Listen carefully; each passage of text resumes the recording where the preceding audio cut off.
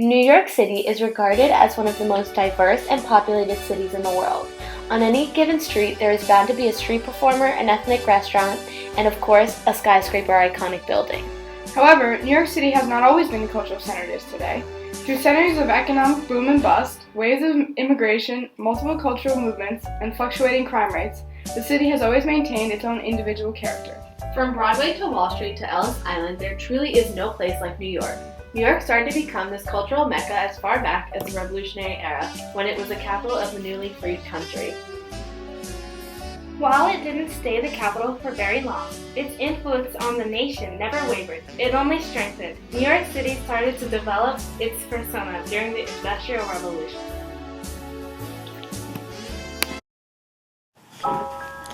At the beginning of the 19th century, the United States had just recently secured its independence from Great Britain, and it embarked on an ambitious strategy to expand its boundaries westward to the Pacific Ocean. During the middle of the 1800s, a series of major military conflicts, including the Mexican-American War, the Civil War, and the Indian Wars, resulted in the abolition of slavery and the development of an industrial economy. By the end of the 19th century, the United States had become a world power recognized for its extraordinary technological achievements. Many of these technological advancements were created during the Industrial Revolution. The new technologies helped to enhance methods of transportation and communication. As an example, the Erie Canal, a waterway completed in 1825, helped to bring people and products across the lands. Another form of transportation that was essential to the development of New York was the railroad. The railroads didn't need water and could carry people and objects across the state.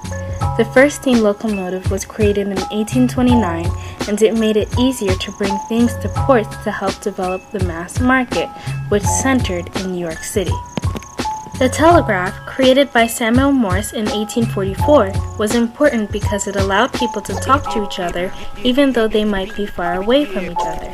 The telegraph helped to develop the mass market because people were informed about new products being sold. The light bulb, created by Thomas Edison in 1878, was another important invention because it helped to shape New York since it lit up the city into the city that never sleeps.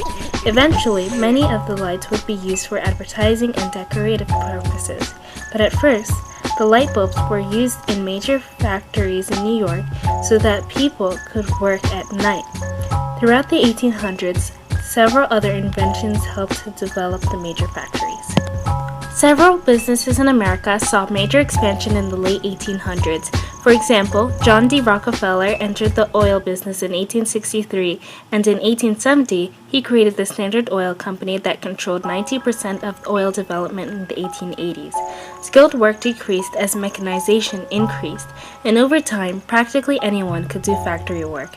Fordism, for example, started the concept of assembly lines, in which everyone did a small repeated task. As a result, training was for the most part unnecessary, and workers became disposable. All of the new, easily attainable jobs attracted many immigrants. The second wave of immigration brought over a variety of people from Poland, Russia, southern Italy, Bohemia, and China, all of whom looking for new job opportunities. Immigrants were hired by both local and major businesses because they typically didn't request higher payments and they tended to tolerate poor working conditions. For example, textile mills hired many immigrants because they needed reliable workers that were able to withstand 10 to 12 hours of working without many breaks. Between 1870 and 1930, 27 million immigrants came into New York through Ellis Island. Threatened by the new immigrants who could take their jobs, people were against immigration and wanted policies that secured their jobs and bettered their working conditions. For many years, in New York, people lived together but tended to stay away from each other and sectionalize according to their race, religion, or ethnicity. One group that became sectionalized within New York City were African Americans. White supremacy and the Jim Crow laws dominated the South. African Americans faced discrimination, and they were not able to reach the economic independence that they had been looking for. With the United States' entrance into World War I, factory and industrial wage labor was in high demand in the North, so many millions of blacks moved to northern cities in hopes of finding jobs and a more accepting environment.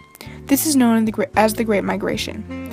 Even in northern cities, blacks faced discrimination in employment and housing. It was hard to find work, and many landlords were instructed not to sell to blacks.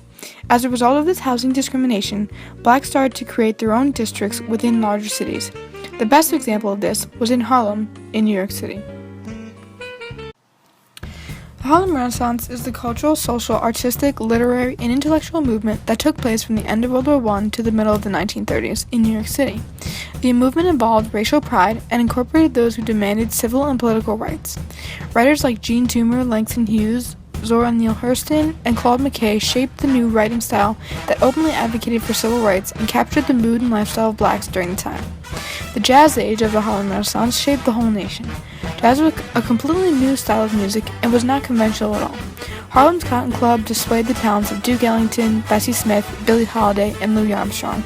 They drew huge audiences as whites and African Americans alike caught jazz fever. Jazz attracted whites to Harlem speakeasies where interracial couples danced and the races intermingled. The Renaissance may have contributed to a slight relaxation of racial attitudes among young whites, but its greatest impact was to instill racial pride among blacks. The most influential and lasting innovation during the 1920s was the radio. It pulled the nation together and was a way to unite people across the country. Radio started as local stations, but national stations were quickly created. Stations broadcast news, music, entertainment, and politics. Advertising was not introduced until the late 1920s, and then the focus shifted to private gain. Radio was vital to the growth and spread of the new jazz music that was being created in New York, as well as an expansion of news and a new way to entertain. During the 1920s, the film industry was expanding extremely rapidly, and movies were being shown across the nation. The 1920s was the decade of the movie star, and they reached a new level of stardom. Their lives were monitored and controlled by the media to ensure that they maintained their ideal image. New York City was also home to the most extravagant and famous movie houses, called picture palaces. The Strand Theater and the Roxy Theater opened and changed the way films were viewed. The Roxy Theater was even nicknamed the Cathedral of the Motion Picture. They were huge in capacity and were expensive and lavish. In addition, Broadway and Times Square became one of the most iconic city scenes in the world and was known as the Great White Way. Broadway drew huge crowds to the city streets and became a staple of the city, just like it is today. In January 1920, Prohibition went into effect. In response, bootlegging was common, along with the operation of speakeasies and alcohol smuggling.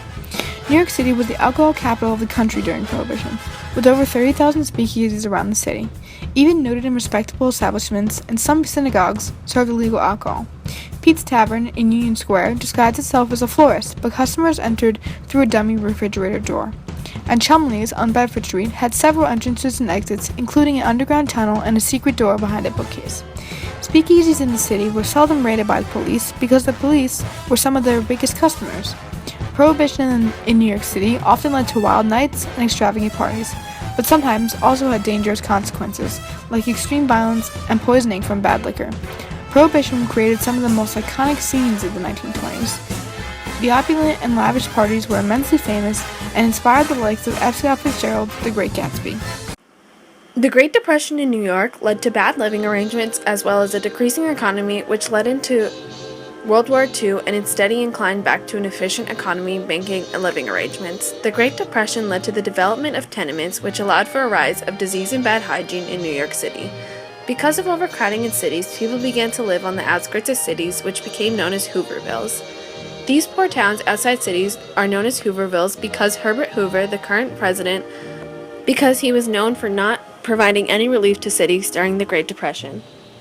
However, Roosevelt, through his New Deal, which in the first 100 days had the goal of relief and recovery, this goal was met through a multitude of programs he created, such as the FDIC, the Federal Deposit Insurance Commission, which was meant for relief, and it backed all deposits so that there would be no more bank failures. An example for the recovery aspect is the National Industry Recovery Act, and although it was declared unconstitutional in 1935, it created new agencies and regulations that tightened the relationship between government and business. The second deal Roosevelt implemented was mostly for reform, but still had some recovery measures. For example, the Works Progress Administration, which put unemployed in public works programs, which allowed for reform of the public works. World War II brought the economy back to stability and to more productivity. New York had become the world's largest manufacturing center, and it accounted for the fifth of all wholesale transactions in America. New York City was blooming in the 1950s and 60s with the creation of music movements, sports teams, and rising crime rates. Between 1945 and 1960, the gross national product more than doubled, growing from $200 billion to more than $500 billion. This growth in the economy came with the growth of crime and murders. The 1950s saw the first harborings of a major crime problem that would confront the state police in future years, such as illegal drugs. The primary drug of concern was heroin, with some arrests for marijuana possession and sale. In 1957, the New York State Police found concrete proof that a nationwide network of organized crime existed when they uncovered a conference of organized crime leaders in progress in a small town in New York. The meeting disbanded when the trooper arrives, but subsequent investigations were the beginning of the war on organized crime. In 1958, the division created its first criminal intelligence unit. This was the vanguard of what would become an army of law enforcement officers who would be enlisted for war on organized crime in the coming years. On July 27, 1959, New York Attorney William Shea announces the formation of the Third Major League, which are called the Mets, to begin in 1961.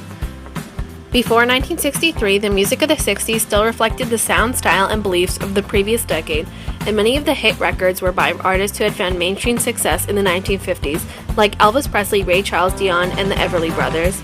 In 1963 and the years to follow, a number of social influences changed what popular music was and gave birth to the diversity that we experience with music today. While New York in the 70s and 80s is most known for its high crime rates and poverty, these decades were crucial to shaping the New York culture that is so prominent today. There were plenty of economic crises, the Gotham fiscal crisis of 1975, which led to an incredible number of layoffs, piles of garbage in the streets because of cutbacks in the sanitation department, and a decrease of police patrols. This sets the scene for New York in the next couple of decades. The NYPD was almost useless, and the city was piled high with garbage and dirt, making it a host for all different kinds of diseases.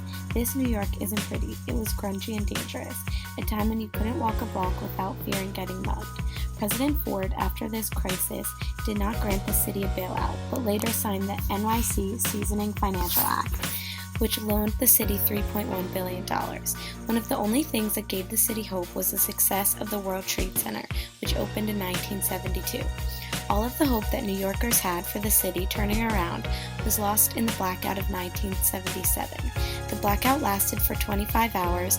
Black and Latino neighborhoods were basically destroyed due to looting. 3,000 people were arrested over those hours, and many had lost all hope of New York City ever returning to a livable city. At the end of the 70s, 1 million people had left, and the population did not return for another 20 years. While crime rates were high and income was low, the 70s and 80s, although being a time of despair, was filled with vibrant cultural movements. The nightlife of the city was booming to help New Yorkers overcome the idea that the city was in the state of decline. Of course, this nightlife had an extensive usage of hard drugs such as crack. It wasn't until the early 80s that this crack epidemic really took off. Because of the decrease in police, the city was nowhere near prepared for the influx of crack and all the problems that came with it. Crack was so cheap that it was affordable to anyone in the city. It was easy to buy and sell, which essentially led to the mass marketing of crack. The problem with crack was that the high was short and cheap, so people could get it again and again. Because so many people were buying crack, there was more on the lines for the dealers, which led to an increase of violence because of how many people were competing for selling crack. From the 80s to the 90s, the number of incarcerated people due to crack increased to almost 3 million. Places like Times Square became grounds for prostitution, where women and men would sell themselves for as little as 50 cents. Race tensions were also increasing, especially with the disparity of wealth growing every year. The case of the Central Park Five shows how tense and violent the city had become. Similar to the 70s, despite all the crime in the 80s, this New York culture was thriving. Fur coats and glitter were in full force after dark in the city. Places like Studio 54 were still thriving, and Madison Square Garden was packed with headliners such as The Police, Van Halen, AC/DC, Michael Jackson, Whitney Houston, and Prince. When Mayor Giuliani was elected, New York saw a dramatic decrease in crime rates. Murder rates dropped by about 500, and then in the latter half of the 90s, the murder rate finally broke out of the thousands. The face of New York also began to change. The city was becoming a safe place to walk around without the fear of being attacked in some way. It was finally beginning to regain its footing, and tourism levels increased dramatically. New York was becoming the central city of the United States until 9/11. When the Twin Towers were attacked, not only the city or the country, but the whole world was in shock. Everything New York had become started to come crashing down. The World Trade Center, a symbol of all the greatness New York had become, was brutally violated. In those few moments, all eyes were on New York. The country came together and eventually was able to rebuild New York, stronger and arguably better than before. New York City is now the mecca of all things that this country stands for, and it was only made possible through centuries of prosperity and disparity. Now the world looks to New York as an influencer of all things: art, innovations, economics, and immigration.